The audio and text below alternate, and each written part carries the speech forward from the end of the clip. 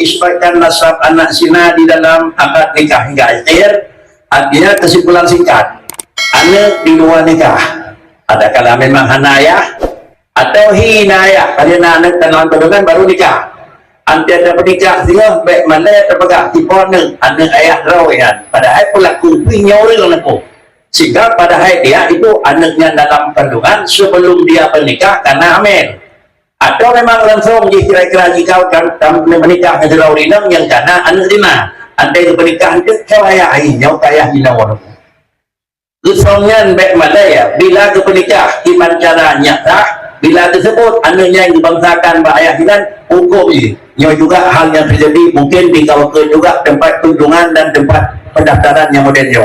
Mudah-mudahan terjadi hidupnya kebul perkara yang baik sampai berhubung tanya wahana malasa baik anak-anaknya dengan dia anak malasa pelik itu. Inilah juga ayah memberi penjelasan. Tinggal-tinggal ayah. Masalah ikrar bin nasab menghubungkan bangsa dengan pengakuan baik yang pribadi, baik penghulu, baik kita yang mengetahui hukumnya wajib kepada yang benar dan haram kepada yang tidak benar. Jadi bangsa yang betulnya wajib terhubung. Tanya yang berkuat draw tu, apalagi penghulu kan pergi penghulu makan. Olehnya apabila kan yang dinaik dia wajib dihubungkan, harus dihubungkan. Hendaknya dragu dan penghulu pun seperti demikian. Ini namanya penghulu harus tersebut bangsa yang terbangsa. Nah ini tersebut dalam kitab Profa.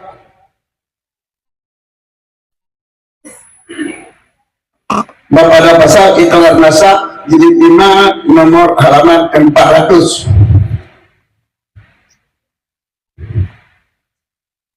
Jilid 5 halaman 400.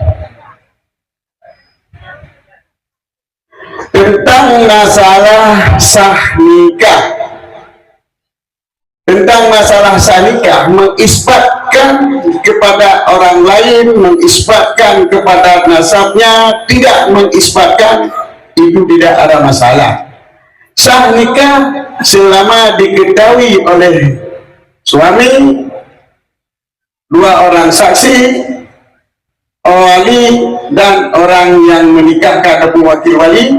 Kalau dinikahkan oleh wakil, yang mana si istri yang benar, jid dengan nama tanpa bangsa,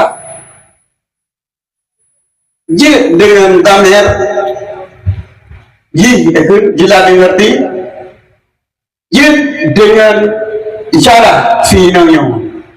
Tapi mencoba isyarat wajib buka tudung bila saksi dua golong pernah dalam cuma mereka lain kadang gunung dari rumah dia duduk kena lain nyale yang dah kali.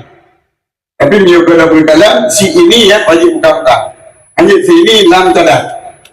Apabila saksi tidak mengenal dengan cara yang lain, yang kali itu di awal kali buka sadar awal tak perlu kenal yang aku minta.